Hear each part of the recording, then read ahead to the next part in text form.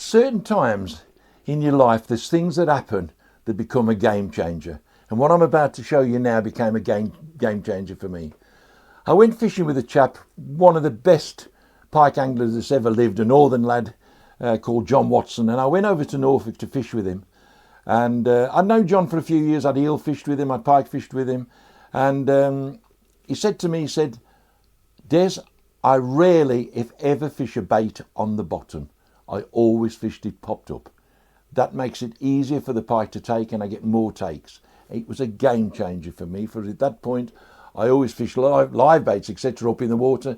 But dead baits, I always fish them hard on the bottom, whether it be mackerel, herrings, sardine, whatever, I always fish them hard on the bottom. He showed me what he did and it changed my angling from then on. And the amount of 20s, couple of 30s, whatever I've had since that day, it changed me. And when I've fished with guys and I've seen them along the bank and they're fishing hard on the bottom, I always think to myself, hey, you're in with a chance because I'm going to get the take, not them, because my popped up bait will produce rather than the ones on the bottom. It really is a game changer. And all it is whatever rig you use beyond this is obviously up to you to save your tangles when you're casting, whatever. But the basic rig is, all it is this simple products. A couple of big shot, they're salmon shot, 2 swan shot each they are, to hold the bait down in position, and then the popper to hold the bait up. So it's a standard snap tattle on the bait with the popper. These shot hold it down in position. I'm not right off the lead. There it is. I can put it down to there if I want, so it's to there.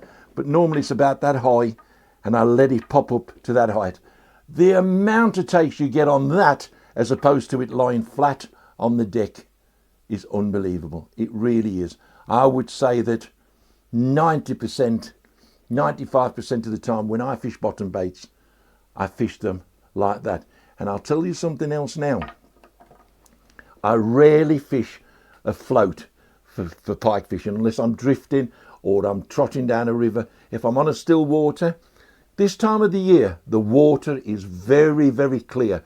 It's cold, fish aren't feeding, they aren't colouring the water up. It's so clear, it's unbelievable. And to my mind, would you fish for any other species with a big float with 40, 50 pound braid going down to the bottom? They can see that? No. I fish for them like I fish for carp. I fish for them. The bait popped up, but the rest of the line is laid down. I don't have line coming from the bait up to a float. I don't. I have it on the lead. And that's how I fish for it. Popped up. It was a game changer for me. It really was. Thank you, John Watson.